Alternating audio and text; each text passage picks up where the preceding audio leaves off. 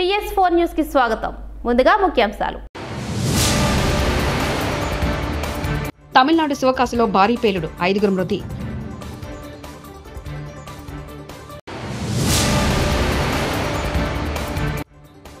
పాసమైలారం ప్రమాద మృతుల కుటుంబాలకు 1 కోటి పరిహారం, సీఎం రేవంత్ రెడ్డి.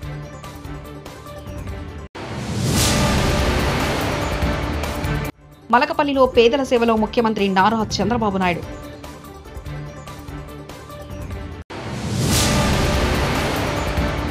రాజకీయంగా ఎన్ని ఇబ్బందులు వచ్చినా రాజీ పడలేదు వైఎస్ జగన్. తమిళనాడు రాష్ట్రం విరుద్నగర్ జిల్లాలోని శివకాశిలో బాణాసంచా తయారీ కర్మాగారంలో అకస్మాత్తుగా మంటలు చెలరేగాయి. ఫ్యాక్టరీ నుంచి పెద్ద శబ్దం, పొగలు రావడంతో వెంటనే అప్రమత్తమైన స్థానికులు అధికారులకు సమాచారం అందించారు. వెంటనే పోలీసులు, రెస్క్యూ సర్వీసెస్ సిబ్బంది సంఘటనా స్థలానికి చేరుకొని సహాయక చర్యలు చేపట్టారు. గాయపడిన వారిని హుటాహుటిన ఆసుపత్రికి తరలించారు. ఉమ్మడి రాష్ట్రంలో గానీ తెలంగాణ రాష్ట్రంలో గానీ ఇంత భారీ ప్రమాదం జరగలేదని ముఖ్యమంత్రి రేవంత్ రెడ్డి అన్నారు. ఈ రోజు మంగళవారం పాసమైలారం చేరుకున్న సీఎం ప్రమాద స్థలిని పరిశీలించి ఈ ఘటనపై అధికారులతో సమీక్షా సమావేశం నిర్వహించారు. అనంతరం మీడియాతో మాట్లాడుతూ పాసమైలారం ఘటన అనంతరం మంత్రులు, జిల్లా అధికారులు, పోలీసు అధికారులు పరిస్థితులను పర్యవేక్షిస్తున్నారని తెలిపారు. మృతుల్ని తరలించడం, క్షతగాత్రుల్ని ఆసుపత్రికి తరలించడం వంటివి అధికారులు దగ్గర నుండి మరీ చూసుకుంటున్నారన్నారు. ఈ ప్రమాదం చాలా మంది ప్రాణాలు బలిగొందని, ప్రమాదం దురదృష్టకరమంటూ ఆవేదన వ్యక్తం చేశారు. వాళ్ళకి రావాల్సిన 1 కోటి రూపాయలు శాతంతో నేను పని మిత్రమా. చనిపోయిన కుటుంబాలకు 1 కోటి రూపాయలు, 1 కోటి రూపాయలు వాళ్ళకి వస్తాయి. ధన్యవాదాలు. దీనికి సంబంధించి చనిపోయిన కుటుంబాలకు 1 కోటి రూపాయలు నష్టపరిహారం ఇప్పించాలి. పరిశ్రమ వాళ్ళతో మాట్లాడి ప్రభుత్వం వైపు నుంచి, పరిశ్రమ వైపు నుంచి చనిపోయిన కుటుంబాలకు 1 కోటి రూపాయలు నష్టపరిహారం ఇవ్వాలి అని చెప్పి నేను ఆదేశాలు ఇవ్వడం జరిగింది. ఆదేశాల ప్రకారం మా మంత్రులు పరిశ్రమ యజమానులతో మాట్లాడి ప్రభుత్వం వైపు నుంచి సహకారం తీసుకొని వాళ్ళకి నష్టపరిహారం అందించడం జరుగుతుంది. రామచంద్రరావు ఒక మిసైల్, కిషన్ రెడ్డి, నేను, లక్ష్మణ్ గారు అధ్యక్షుడిగా ఉన్నప్పుడు మమ్మల్ని ట్రోల్ చేశారు. మోదీ పీఎం అయ్యాక కూడా ఛాయ్ అమ్ముకునేవాడు ప్రధానమంత్రి అని ట్రోల్ చేశారు. కానీ రామచంద్రరావు ఒక మిసైల్ అంటూ బండి సంజయ్ వ్యాఖ్యానించారు. అంతెందుకన్నా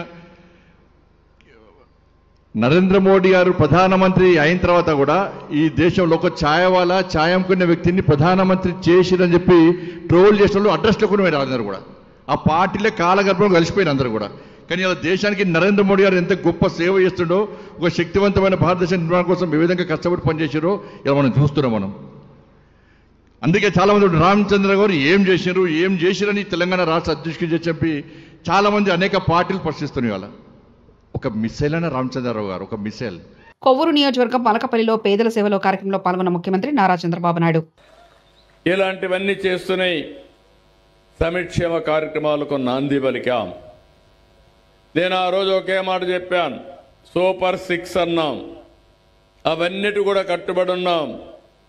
అన్నా క్యాంటీన్లు మళ్ళీ ప్రారంభించాం. 203 అన్నా క్యాంటీన్లు ఇస్తున్నాం. మా ఆడబిడ్డలకి నేనే దీపం పెట్టాను, వంట గ్యాస్ ఇచ్చాను. నా తల్లి కష్టాలు పడింది. అలాంటి కష్టాలు నా ఆడబిడ్డలకు రాకూడదని దేశంలోనే మొట్టమొదటిసారిగా వంట గ్యాస్ ఇచ్చిన పార్టీ, సిలిండర్లు ఇచ్చిన పార్టీ తెలుగుదేశం పార్టీ. ఆ రోజు అది గుర్తుపెట్టుకుని ఇటీవల కాలంలో ధరలు పెరిగాయి.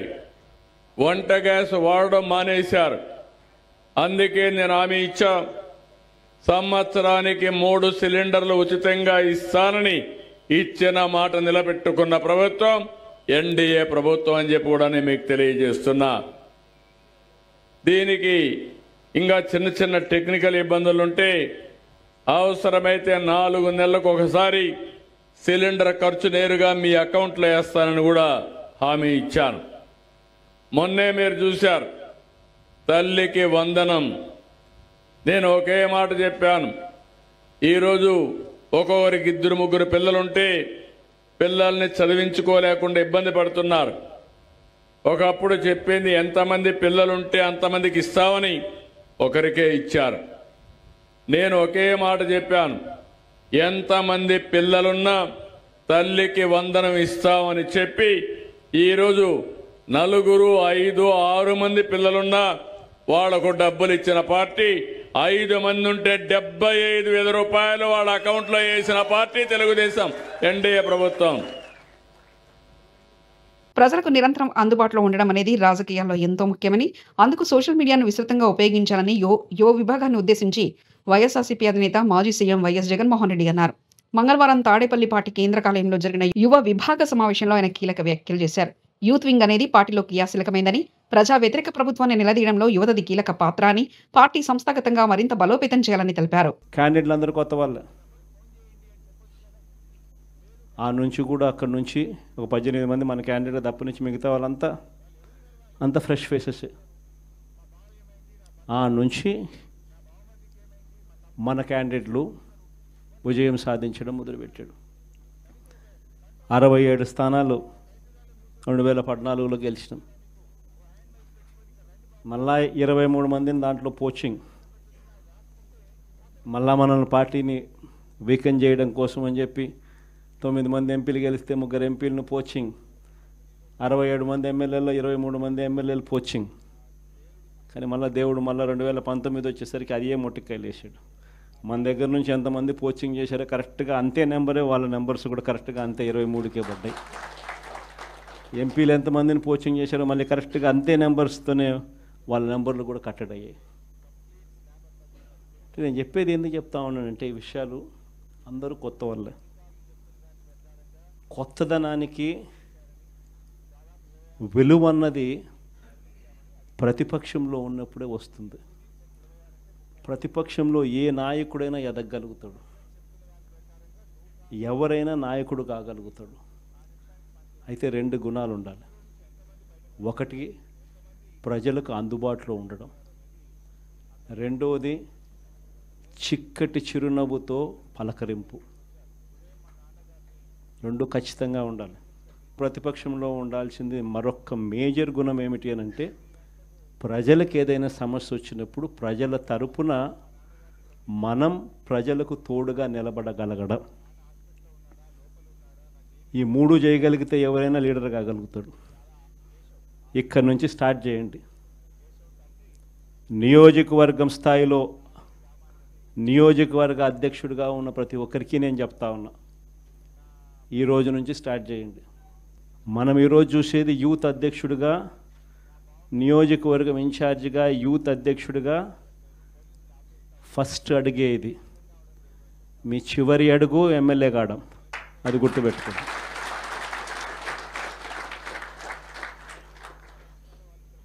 ఎదగడం మీ చేతుల్లో ఉంది, మిమ్మల్ని పెంచడం నా చేతుల్లో ఉంది. శశిధర్ గౌడ్ బాధ్యత మాది, అతన్ని మేము ఇంటికి తీసుకొస్తాం. మేము మీ అన్నల్లా తమ్ముళ్ళా అనుకోండి. శశిని ఇంటికి తీసుకొచ్చే బాధ్యత మాది. రేవంత్ రెడ్డి పిచ్చోడు, మెంటల్ గాడు. మనం భయపడాలని కేసులు వేస్తారు. రేవంత్ రెడ్డి ట్రాప్లో పడి మనం భయపడొద్దు. మనం టైం వస్తుంది, అప్పుడు వాళ్ళ సంగతి చూద్దాం. శశిధర్ గౌడ్ కుటుంబ సభ్యులతో ఎమ్మెల్యేలు పాడి కౌశిక్ రెడ్డి, డాక్టర్ సంజయ్.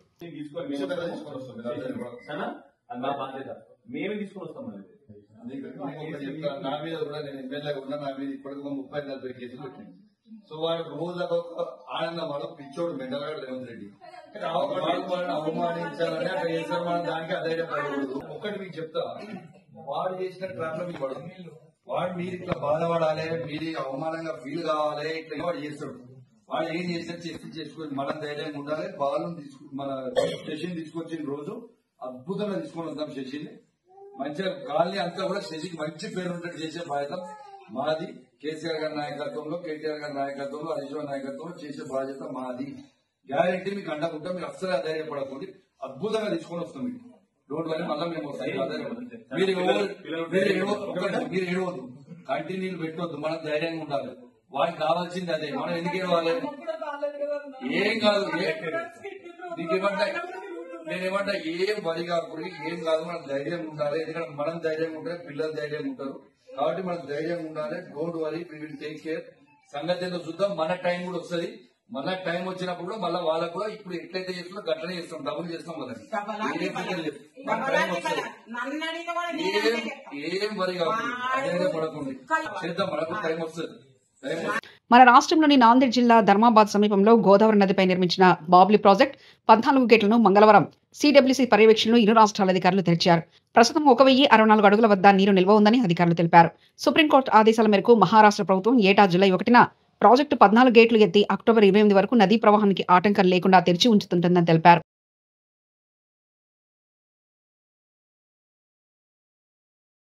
విద్యా ఐటీ శాఖల మంత్రి నారా లోకేష్ ఉండవల్లిలోని తన నివాసంలో ఇవాళ మంగళవారం ప్రజా దర్బార్ నిర్వహించారు. ప్రజా దర్బార్లో ప్రజల నుంచి మంత్రి విజ్ఞప్తులు స్వీకరించారు. ఆయా ఫిర్యాదులను పరిశీలించి సంబంధిత అధికారులకు లోకేష్ కీలక ఆదేశాలు జారీ చేశారు. ప్రజా సమస్యలను అధికారులు వెంటనే పరిష్కరించాలని ఆదేశించారు. కూటమి ప్రభుత్వంలో అందరికీ అండగా ఉంటామని మంత్రి భరోసా ఇచ్చారు. మెడికల్ సీట్ ఇప్పిస్తామంటూ వైసీపీ కీలక నేత సజ్జల రామకృష్ణారెడ్డి సన్నిహితులు మోసం చేశారని గుంటూరు జిల్లా తాడేపల్లి మండలం కుంచనపల్లికి చెందిన మన్నె సుబ్బారావు మంత్రిని కలిసి ఫిర్యాదు చేశారు.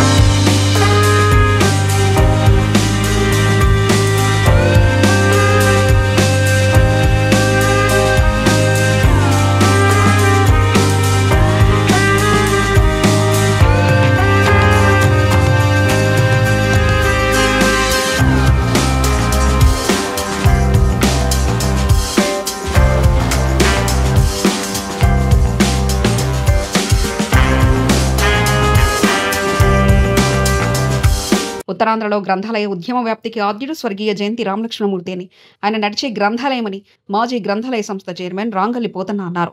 మంగళవారం జిల్లా కేంద్ర కార్యాలయంలో గ్రంథాలయంలో జయంతి రామలక్ష్మణమూర్తి జయంతి సందర్భంగా జరిగిన కార్యక్రమంలో పోతన్న మాట్లాడారు. ఈనాడు గ్రామ గ్రామాన గ్రంథాలయాలు ఉండడానికి కారణం జయంతి రామలక్ష్మణమూర్తి చేసిన కృషి ఫలితమే అన్నారు. ఆధునిక దేవాలయాలుగా వెలసిల్లే గ్రంథాలయాలు సమాజాన్ని చైతన్యపరిచే విజ్ఞాన దీపికలన్నారు.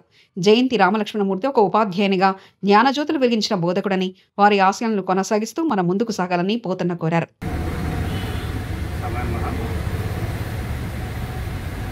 ఉత్తరాంధ్ర భాగాలుగా నడియాడే గ్రంథాలయంగా విశేష ఖ్యాతించి మన ముందు ఆయన భౌతికంగా లేనప్పటికీ ప్రతి గ్రంథాలయంలో కూడాను ఆయన ముఖం మనకు కనబడతారు. ఒక కార్యక్రమంలో చేపట్టేటప్పుడు ఏ విధంగా నిర్వహణ చేయాలి, ఎలా నిర్వహించాలి, ఒక నిర్మాణ సంఘ సంస్థ రూపొందించడంలో మన జయంతి గారు నడియాడే గ్రంథాలయంగా పేరు తెచ్చుకున్నారు. ఆయన ఎప్పుడూ ఒక బ్యాగ్ ఇచ్చి ఎవరు కనిపించినా తన పుస్తకం ఇచ్చి ఇది చదివి దీని మీద ఏమైనా మాట్లాడదామా అని ప్రతి స్నేహితుడికి కూడా దానికి పోయేవాళ్ళు కూడా ఆ పుస్తకం ఇచ్చి వాళ్ళు చదవమని ఒత్తిడి తెచ్చేవారు. ఒక వారం 10 రోజుల తర్వాత మళ్ళీ ఆయన అక్కడికి కనిపిస్తే ఏం మాట్లాడతా ఈ పుస్తకంలో ఉన్న విషయం ఏంటి, మంచి చెడ్డ డిస్కస్ చేసేటువంటి మంచి మానవతావాది. చివరి వరకు కూడా గ్రంథాలయ ఉద్యమంలో ఉన్నారు. అంతేకాకుండా ఉపాధ్యాయ రంగంలో చాలా పేరు ప్రతిష్టలు తెచ్చుకున్నారు. ఒక ఉపాధ్యాయ రాష్ట్ర నాయకుడిగా కూడా అతను కీర్తించబడ్డామని మనందరికీ తెలిసిన విషయమే. నడియాడే గ్రంథాలయమే కాకుండా అన్ని సమస్యల మీద అతనికి ఒక అవగాహన ఉంది. ఎక్కడికి రమ్మంటే అక్కడికి వచ్చి వాళ్ళ తాలూకా స్వభావం, వాళ్ళ తాలూకా శక్తి కోసం ప్రజలకు చెప్పి వాళ్ళని మోటివేట్ చేసి వాళ్ళని చైతన్యపరిచేవారు. రానున్నటువంటి సమాజానికి ముందు చూపు మన జయంతి రామలక్ష్మణమూర్తి గారు. ఆయన కోసం రోజంతా మాట్లాడిన తన సంపద ఉంటుంది. ఆయన చాలా సింపుల్సిటీ, తన పిల్లలకు కూడా స్వార్థాన్ని చూపించలేదు. అతనికి కొన్ని రాజకీయ పలుకుబడి ఉన్న తన పిల్లల్ని రాజకీయంగా చెప్పి వాళ్ళకి ఉద్యోగాలు వేయించుకుని ఇలాంటి తప్పుడు పనులు ఏమీ చేయకుండా జీవితాంతం చక్కటి మంచితనంతోనే ఒక నిరాడంబరంగా చివరి వరకు ఆయన ఒక పాత్రలోనే జీవించారు. ఇంటి పక్కనే గ్రంథాలయం, తన సొంత గ్రంథాలయం కూడా స్థాపించి ఆ గ్రంథాలయం చివరి వరకు కూడా నడిపించే మహానుభావులు. అతను ఎంతో ఈ గ్రంథాలయ ఉద్యమానికి ఆది నాయకుడు మన జిల్లాలో. ఆయనకి మరింతగా తమిళనాడు శివకాశిలో భారీ పేలుడు, 5 మృతి.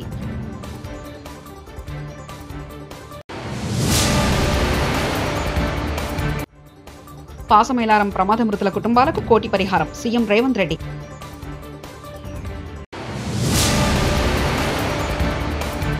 మలకపల్లిలో పేదల సేవలో ముఖ్యమంత్రి నారా చంద్రబాబు నాయుడు.